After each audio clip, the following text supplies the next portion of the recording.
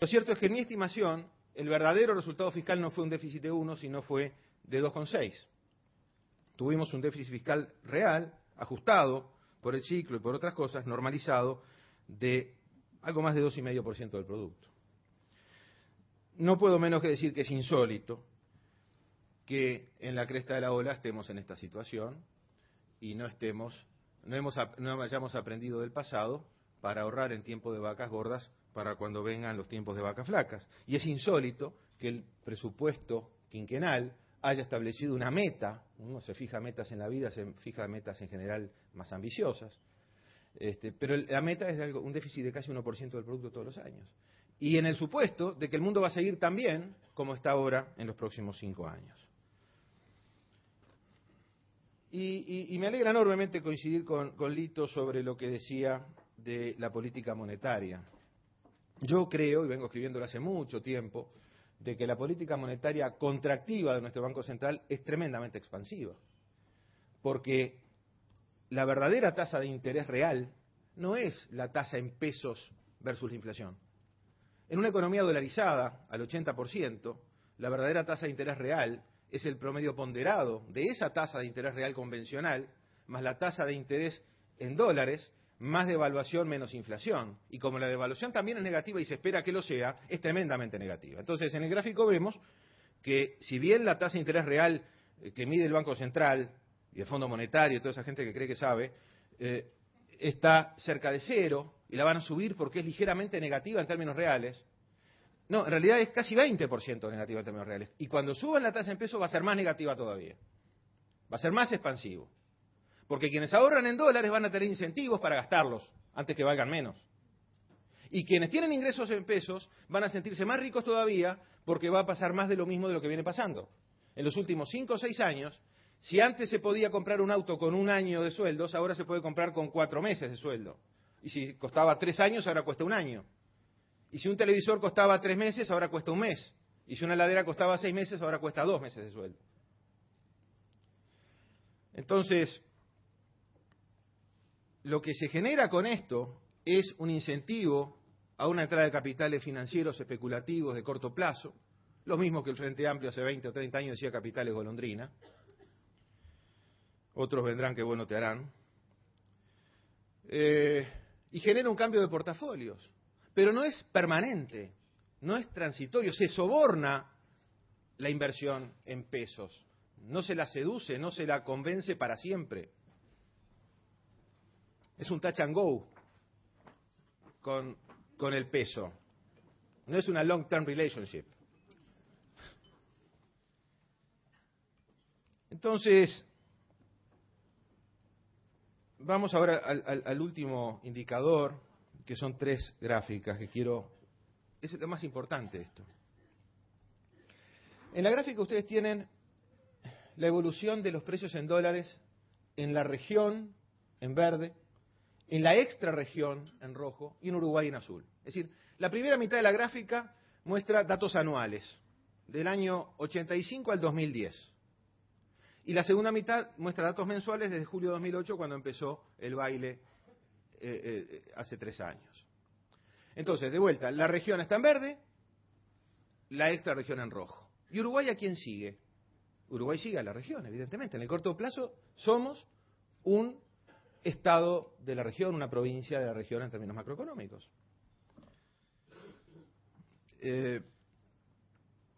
Hablando de tipos de cambio real y promedios históricos, etcétera, las series del Banco Central desde el año 77, tomando salomónicamente como promedio histórico base 100 el promedio 77-2010, hoy con Brasil da 119, o sea que todavía tenemos un adelanto cambiario de 19% con Brasil. Con Argentina a mí me da un poquito más quedito, da 85, o sea hay un atraso cambiario del 15% corrigiendo por la verdadera inflación de Argentina. Pero con fuera del barrio da 68, o sea que hay un atraso cambiario de 32%. Es decir, por ponerlo en plata, con Brasil estaríamos bien con un dólar a 16, con Argentina a 23 y con fuera del barrio a 29. Y estamos casados con Brasil, obvio. ¿Cómo no vamos a estar? Siempre hacemos la ley del menor esfuerzo. Tratamos de salvar raspando. Y donde faltemos o tengamos un problema, perdemos el examen. ¿Qué pasa cada tantos años que lo perdemos? Entonces, vean esta gráfica. Y vean ahora verde contra rojo. Bueno, verde contra rojo da esto. Esta otra gráfica se construye a partir de la anterior y lo que muestra es la brecha entre los precios en el barrio y fuera del barrio. Y es bien interesante. Y esto ustedes lo recordarán o lo habrán, los más jóvenes lo sabrán por referencias. Pero aquí tenemos, por ejemplo, la segunda mitad de los 80, el boom de los 90. El boom de los 90 pasó lo mismo, de la mano de Argentina en esa oportunidad, y Brasil después por el Plan Real, 4 o 5 años. Quedamos en el barrio más caro del mundo. Después nos abaratamos enormemente, nos fuimos para otro lado juntos, y ahora estamos en otro boom. Y hoy estamos en enero, febrero de 2011, en la brecha récord. O sea, la diferencia entre los precios en nuestro barrio y los precios en el resto del mundo es históricamente alto. Bueno, cabe preguntarse si esto es sostenible, si es permanente o transitorio, si los ciclos económicos se han derogado por alguna extraña ley de la economía o de la naturaleza, o si siguen vigentes, si las crisis se han derogado o siguen vigentes. Y hay dos opciones posibles. O se va a repetir la historia, o hay cambios tales en los fundamentos que hacen viable esta situación, que la hacen permanente, no transitoria. Es evidente, los precios de los commodities hoy son mejores que en el boom anterior, y eso ayuda, pero no creo que alcance. Lo que realmente alcanzaría sería si nuestro barrio hubiera hecho cambios estructurales que hicieran sustentable un dólar barato en forma permanente. La misma discusión la tuvimos en los 90 con Argentina. ¿Es permanente o transitorio? El 1 a 1 llegó para quedarse. Los mismos que ahora alaban a Brasil, alababan el plan de Cavallo. ¿Es transitorio o es permanente? ¿Hizo Argentina en aquel momento las reformas de segunda generación, le llamábamos los economistas, como para hacer permanente el 1 a 1? No las hizo. ¿Las ha hecho Brasil ahora? Yo creo que no.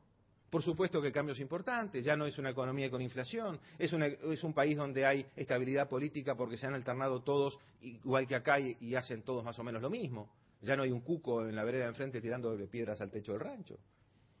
Hay mayor estabilidad social por reformas sociales que se han hecho en estos países.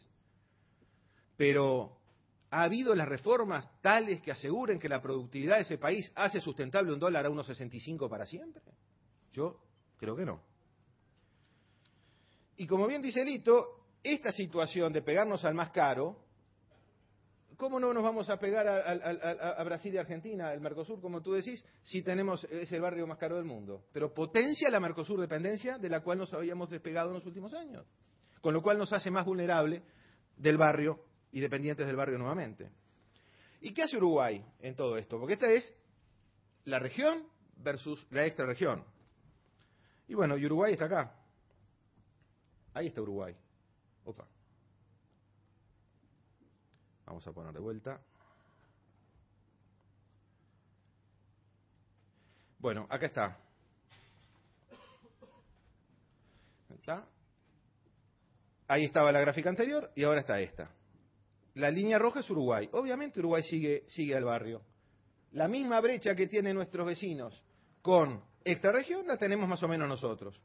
Puede haber algún desvío ocasional. Ahí tienen el efecto Mujica del año pasado. Cuando la línea roja se despega en un 10%, es decir, 2 pesos. Tiene razón Mujica cuando dice, si no fuera por lo que yo hice el año pasado, hoy estaría en 17 en vez de 19. Yo estoy de acuerdo con eso. Es así. Esta gráfica lo muestra. Es decir, nos despegamos un poquito del barrio y importamos más inflación al día siguiente porque el principio de los vasos comunicantes sigue funcionando. Entonces, yo diría para terminar que la burbuja de turno en el mundo tiene foco en las economías emergentes más prolijas. Esa es la burbuja de turno en el mundo de hoy. Y a la cabeza está Brasil, y al lado de Brasil estamos nosotros. En el futuro previsible, yo espero más de lo mismo. Más caros en dólares y más crecimiento fuerte de la economía. Pero más allá de ese futuro previsible, de ese horizonte que uno ve cuando alza la vista, tiene que preguntarse cómo nos estamos preparando para cuando cambie el contexto mundial, que va a cambiar. Y yo ahí tengo, como siempre, digo, ninguna obra humana es todo blanco, todo negro. Hay cosas positivas, hay cosas negativas, hay parte llena de la botella, parte vacía. Yo creo que se ha hecho una tarea extraordinaria en materia de deuda pública. especificando ya el 40%, rumbo a especificarla en 2/3 para que coincida con la estructura del producto, de modo tal de que a lo largo del tiempo, más allá de lo que pase con el tipo de cambio real, la deuda sobre el producto sea estable. Se ha reperfilado, se ha especificado. También es interesante que no haya una regla cambiaria rígida, si bien las reglas siempre se pueden cambiar y depende del instrumentista más que del instrumento, pero una regla rígida yo comparto que complica las cosas. No tenemos ni tablita ni banda de flotación y cuando haya que ajustar, ya vimos cómo ocurrió, tenemos una sinopsis en el segundo semestre del 2008 y va a ser algo muy parecido a eso. También yo creo que la economía está menos dolarizada que antes y va a haber menos consecuencias redistributivas de una devaluación de las que hubo en crisis anteriores. O sea, todo esto yo lo pongo en el lado del haber. En el lado del debe, bueno, ya lo vimos, el resultado fiscal, deberíamos tener un superávit del orden de 1,5% del producto y tenemos un déficit de 1% del producto.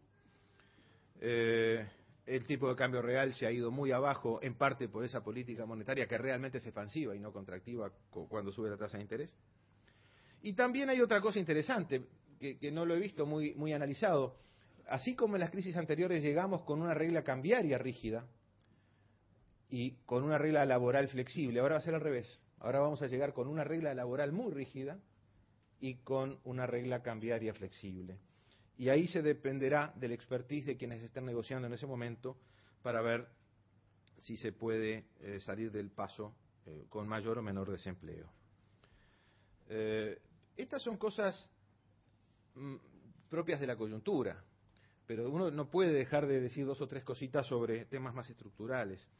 Y es que estamos perdiendo la oportunidad de un auge como nunca tuvimos antes para hacer cosas en serio de las que hacen a la evolución de los países a largo plazo. Y ahí está el tema de la educación, del cual no voy a abundar, el tema de la infraestructura, el tema del sector público. Ustedes todos trabajan en empresas y saben muy bien lo difícil que es conseguir personal hoy. No se consigue personal, ni en Montevideo, ni en el interior, y prácticamente en ningún sector de actividad. Estamos en desempleo prácticamente cero, en términos verdaderos, estructurales. Y no hay personas con los skills suficientes para lo que el mercado está pidiendo prácticamente en ningún lado. Bueno, es el momento óptimo para hacer una reforma del Estado eventualmente que genere incentivos para realocar los recursos de mano de obra y sin embargo también se está perdiendo esa oportunidad. ¿Se está a tiempo de mejorar estas cosas coyunturales y estructurales? Sí, siempre es mejor hacerlo antes que más tarde.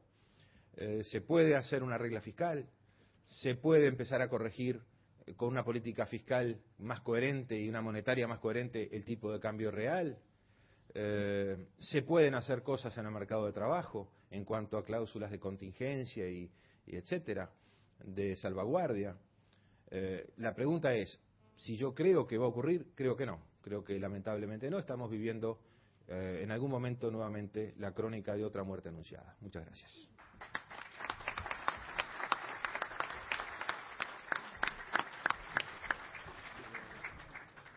Invitamos al economista Gabriel Odone a cerrar este ciclo de exposiciones.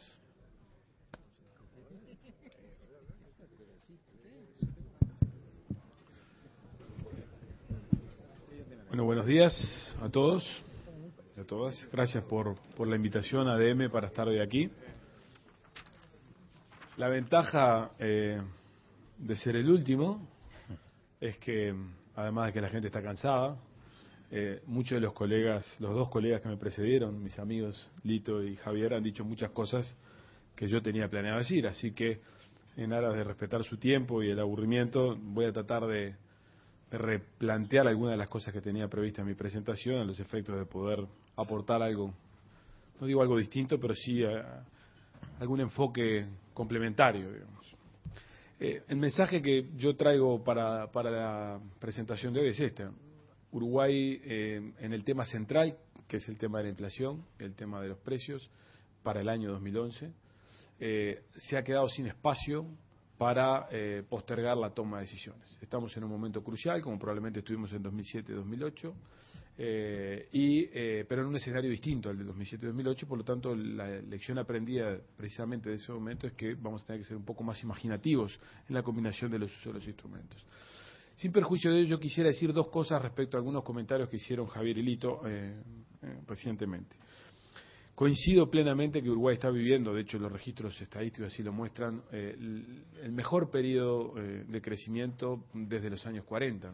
Hay una etapa similar entre aproximadamente el año 46 y el año 52.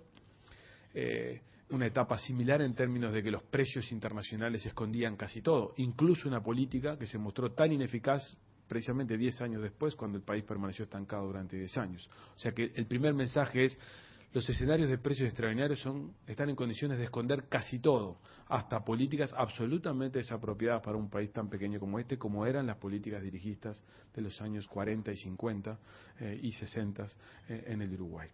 Por lo tanto, la lección de ese periodo es: tenemos que estar adelante de los acontecimientos y no detrás de ellos, pensando qué modificaciones debemos introducir a los efectos de hacer sustentable el crecimiento y a los efectos de defendernos de eventuales cambios de escenario internacional. En ese sentido, yo creo que hay 4 capítulos centrales que Uruguay debería estar avanzando, y al igual que Javier, creo que no se está avanzando, y también coincido con Javier que creo que no vamos a avanzar a la velocidad necesaria. El capítulo de la educación: tenemos un problema enorme en términos de capital humano que no es de ahora. Yo creo que los uruguayos han empezado a cobrar conciencia de este fenómeno en este periodo, pero el problema de pérdida de capacidad de competencia en términos de capital humano lo tenemos medido, tiene más de 20 o 25 años en términos de años de educación de la población económicamente activa, y sobre todo cuando uno toma personas con 13 o más años de educación, la cantidad de personas que hay en este país con educación superior. Es un problema que atraviesa a toda la sociedad y atraviesa a toda nuestra generación, probablemente la mayoría de ustedes que están aquí, en sus coetáneos en otros territorios de la región. Hemos perdido años de educación en relación a nuestros competidores, y eso es un fenómeno de larga data que el sistema educativo y el sistema político en general no ha estado en condiciones de resolverlo. Ahora hay un diagnóstico común, por primera vez probablemente común, respecto a que tenemos un problema, pero no tenemos, mi impresión, el más mínimo consenso ni la más mínima idea de cómo atacar el problema. O sea que estamos lejos de empezar a resolver el problema, con discursos que divergen de forma absoluta dentro de la propia fuerza de gobierno. El segundo problema es un tema de infraestructura, que se vuelve más acuciante en un contexto de fuerte crecimiento y que en particular afecta los temas de energía y de transporte. Allí aparentemente tenemos un diagnóstico relativamente alineado de que los recursos y el espacio fiscal es insuficiente, se requiere apoyo privado, tenemos un proyecto de ley que está recibiendo transformaciones y modificaciones, yo tengo la impresión de que va a ser aprobado algo relativamente razonable, pero que los procesos de implementación de los resultados de ese marco legal van a demorar lo suficiente como para que probablemente cuando estemos en condición de aprovecharlo estemos en un escenario no tan favorable como este, por lo tanto habremos perdido parte del tiempo. El siguiente tema es el tema de la inserción internacional. Si bien aparentemente hemos adoptado una estrategia no clara, pero más o menos visible, de pegarnos a Brasil, Uruguay hace tiempo que ha perdido la capacidad de ser un jugador propio en una estrategia de inserción externa diferente a nuestros socios regionales, y creo que ese es un tema central para un país tan pequeño que necesita integrarse al mundo de la forma más rápida posible, independientemente de la agenda de Itamaraty o la agenda compleja que los argentinos tienen en materia de inserción externa. Y aquí también creo que no estamos avanzando a la velocidad suficiente. Y el último punto es la calidad del gasto. Uruguay tiene un problema de gasto público. Uruguay tiene un enorme problema en términos de calidad de gasto público. Yo puedo aceptar que el tamaño del gasto público es relativamente excesivo. Los indicadores internacionales indican que para un país de las dimensiones de Uruguay, esta es una discusión difícil de implementar. Todos los países pequeños tienen elevados gastos públicos por un tema de que todos los servicios públicos tienen rendimientos crecientes a escala.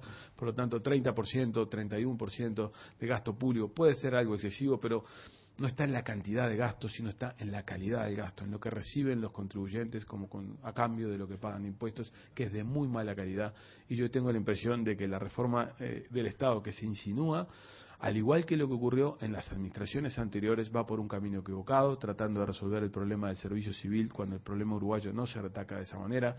Los gobiernos de Sanguinetti y los gobiernos de Valle se equivocaron, cometieron errores muy parecidos a los que va a terminar cometiendo este gobierno. Por lo tanto, creo que, si bien soy optimista en el sentido que Uruguay ha avanzado y mucho en relación a hace 20 o 30 años, tenemos un sistema político que ha rotado, no hay sorpresas por venir, tenemos un país que ha tomado decisiones importantes en materia de calidad de gestión macroeconómica.